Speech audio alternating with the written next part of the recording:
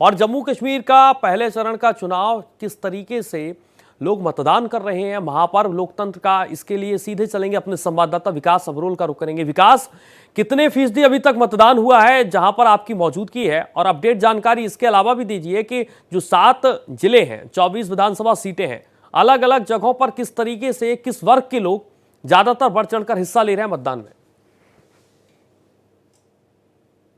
देखिए, जो टोटल है अभी देखा जाए तो मध्यम वर्गीय लोग ज्यादा हैं और यहाँ फिर युवा लोग ज्यादा हैं। हमने युवाओं से बात की है, युवाओं का यही कहना है कि उनके लिए जो है ये मतदान बहुत जरूरी है कि 10 साल बाद विधानसभा चुनाव आए हैं, ऐसे में वो चाहते हैं कि ऐसे लोग आगे आए जो काम करना चाहते हो, क्योंकि ये एमएलए विधायक उनके लोकल मसलों को हल करेंगे, यहाँ पे सरकार बनाएंगे, जम्मू कश्मीर की आवाम के जितने मसले उनको हल करेंगे। ऐसे में उन लोगों का यही कहना है कि हम चाहते हैं कि अब जम्मू कश्मीर में जो भी सरकार बने वो स्थिर सरकार बने, ताकि जम्मू कश्मीर का विकास जिस तरह से हो रहा है वो लगातार होता रहे। जम्मू कश्मीर में, खासकर जम्मू और कश्मीर अलग अलग खित्तों में कोई भेदभाव न रहे। हालांकि कुछ वर्ग हमें ऐसे, कुछ कश्मीरी समाज के ऐसे लोग भी मिले जो नाराज रहे सरकारों से, पिछली सरकारों से भी। उनका कहना है कि हमारे लिए अभी तक कोई रोड मैप तैयार नहीं किया गया, जो रोड मैप बताए जा रहे हैं वो कई सालों से बताए जा रहे हैं, कम से कम टाइम बाउंड किया जाए जो भी रोड मैप बनाया जाए, ताकि हम अपने घरों में वापस कश्मीर में जा सकें। जी सूर्या। विकास, आपसे ये भी समझना चाहेंगे कौन से वर्ग के ज्यादातर मतदाता हैं जो वोट करते हुए नजर आ रहे हैं, मताधिकार का अपना इस्तेमाल कर रहे हैं। बड़ी बड़ी बातें यहां पर राजनीतिक पार्टियों ने की है, लेकिन 1 बजने को है, कितने फीसदी मतदान कौन से वर्ग के मतदाता ज्यादा करते हुए नजर आए, और जो आप तस्वीर देख पा रहे हैं वो अपने दर्शकों को बताएं। जी देखिए, यहाँ पर जो मतदान हो रहा है हमने देखा कि तकरीबन जो है वो 18 से लेकर 40 साल के लोग हमें ज्यादा दिखे मतदान का। जिस मतदान केंद्र पे हम खड़े हैं यहाँ पे हमें ज्यादा लोग वही दिखे हैं, और उसके अलावा यहाँ फिर बहुत बुजुर्ग लोग हैं, कुछ व्हील चेयर्स पे आ रहे हैं, कुछ को लाया जा रहा है वहां पर। तो हमें वो एक मिली जुली जनसंख्या दिखी। लेकिन एक बात तो सही है कि लोग बहुत खुश हैं। उनके लिए ये कहना है कि ये एक तरह के लिए हमारे उत्सव है, और हमारी जो हम चाहते हैं कि हमारा वापिस हमें कश्मीर में बसाया जाए, उसको लेकर हम वोट डाल रहे हैं। और हम यही उम्मीद करते हैं कि जो सरकार आएगी वो हमारे लिए भी जरूर सोचेगी। हालांकि सबका ये कहना है कि मैनिफेस्टो में जो चीजें दी गई हैं वो वादे, चुनावी जुमले साबित होंगे सब इस पार्टियों के, या वाकई उन पे अमल किया जाएगा, ये आने वाले 5 सालों में ही पता चलेगा जब सरकार चुनी जाएगी। बिल्कुल विकास, आधी आबादी का जिक्र खुद प्रधानमंत्री नरेंद्र मोदी बार बार कर रहे हैं। आधी आबादी यानी कि महिलाएं किस तरीके से, वहां पर कौन से वो मुद्दे हैं जिनको लेकर वोट करती हुई नजर आ रही हैं, क्योंकि तमाम मसले हैं कश्मीर के, जम्मू कश्मीर के, और इन पर हर राजनीतिक पार्टी ने अपने तरीके से बातचीत की है, मतदाताओं को लुभाने की कोशिश की है, खासकर महिला मतदाता। जी बिल्कुल, महिला मतदाताओं का सबसे बड़ा था कि महंगाई जो है उसको थोड़ा कंट्रोल किया जाए, किचन का खर्चा बहुत बढ़ चुका है। उसके अलावा महिलाओं से जो बात की, उन्होंने कहा कि जो महिलाओं को, घर के सबसे वरिष्ठ महिलाओं को जो ये गवर्नमेंट जो स्कीम के अंतर्गत पैसे देने जा रही है, जैसे भारतीय जनता पार्टी का हम 18,000 रुपया सालाना देंगे, कुछ पार्टी 3,000 रुपया प्रति महीना के हिसाब से कह रही हैं।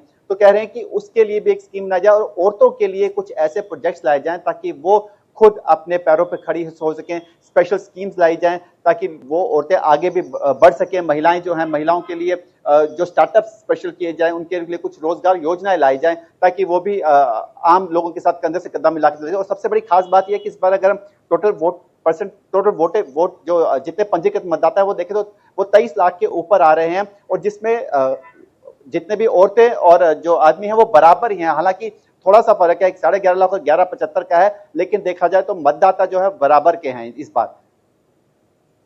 बिल्कुल, मतदाताओं का आप जिक्र यहां पर कर रहे हैं। जम्मू कश्मीर जिस तरीके से चुनाव को लेकर लोग इंतजार कर रहे थे, उमर अब्दुल्ला को अभी हम सुन रहे थे, उनका ये मानना था कि 10 साल से हम इसी दिन का आज इंतजार कर रहे थे, और वो इंतजार है। बढ़ चढ़कर मतदान करने की लोग अपील कर रहे हैं। प्रधानमंत्री नरेंद्र मोदी, देश के गृहमंत्री अमित शाह ने इस बात का जिक्र किया है।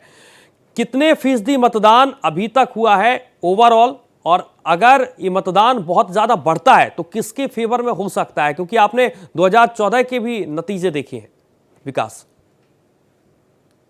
जी बिल्कुल, अभी जो मतदान हुआ है अभी तक का जो आया हो 11 बजे तक का है, उसमें 26.72% मतदान हुआ है, और सबसे ज्यादा मतदान किश्तवाड़ इलाके में हुआ है। हालांकि अगर हम देखेंगे पिछले चुनावों में तो मतदान जो है आहिस्ता आहिस्ता ही लोग बाहर निकलते हैं और मतदान करते हैं, शाम तक ये संख्या बढ़ जाती है।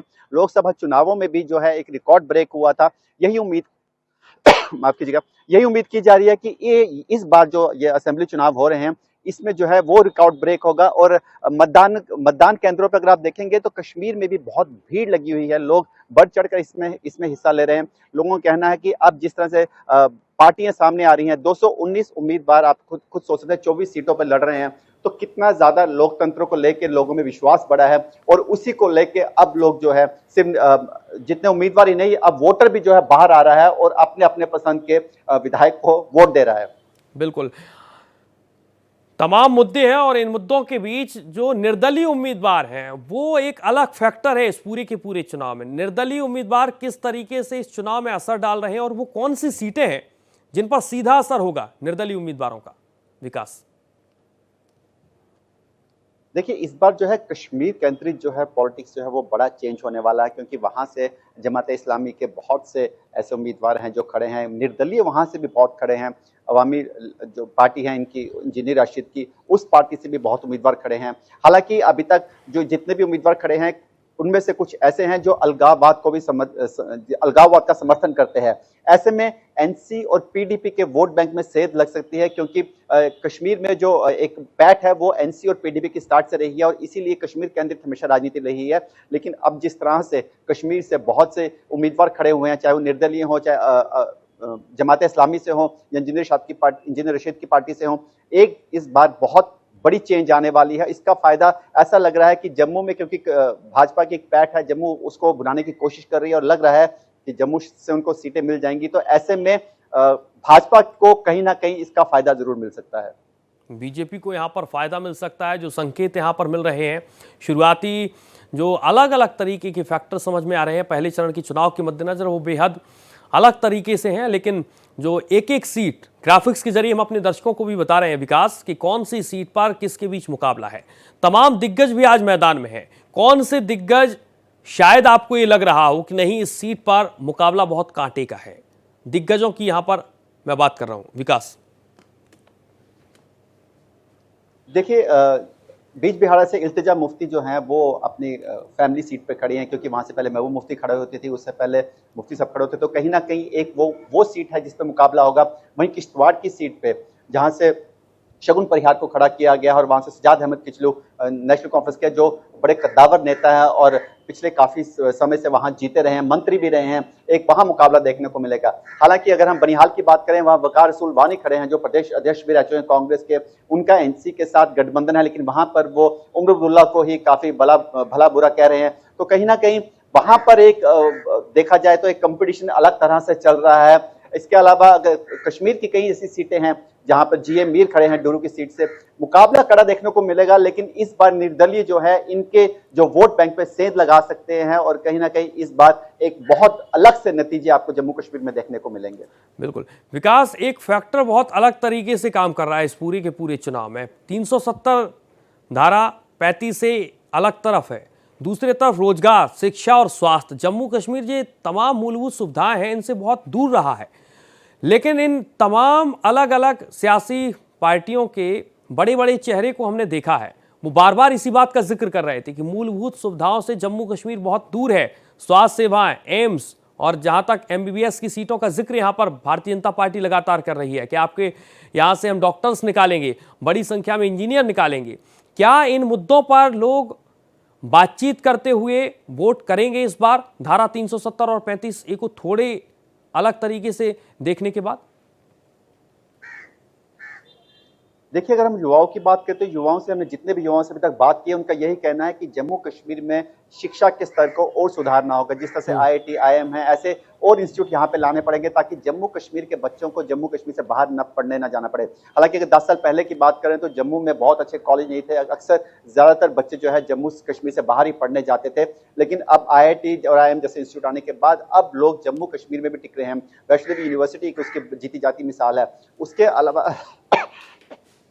अलावा एम्स जम्मू में खुल चुका है और उसके बाद अब और भी बड़े से आयुष सेंटर खुलने वाले हैं, आयुष हॉस्पिटल खुलने वाला है जम्मू कश्मीर में, एक जिसकी बात की जा रही है। तो कहीं ना कहीं जम्मू कश्मीर में विकास की रफ्तार जो है वो पकड़ी है। लेकिन अब सबसे बड़ी खास बात यह है कि जब तक एक चुनी हुई सरकार नहीं आती, स्थिर सरकार नहीं आती, उस रफ्तार को और बढ़ाना जो है थोड़ा मुश्किल होगा, क्योंकि जब तक लोगों के चुने हुए नुमाइंदे लोगों से बात करके उनकी मुसीबतों को नहीं जानेंगे, उनका हल नहीं निकालेंगे, तब तक बहुत मुश्किल होता है, क्योंकि केंद्र तक सबकी पहुंच नहीं होती है। आपके अपने इलाके के अपने जो मसाइल हैं, जैसे हम लोगों से बात करें, एक स्मार्ट मीटर का मुद्दा जो है बहुत यहाँ सामने निकल के आ रहा है, वृद्ध पेंशन का मुद्दा बहुत निकल के आ रहा है, तो जब तक खुद का एमएलए नहीं होगा उन चीजों पर काम करना बहुत मुश्किल होगा। बिल्कुल, बहुत शुक्रिया आपका विकास तमाम जानकारी के लिए, और आप नजर बना के रखिएगा, आगे भी हम आपसे अपडेट लेते रहेंगे।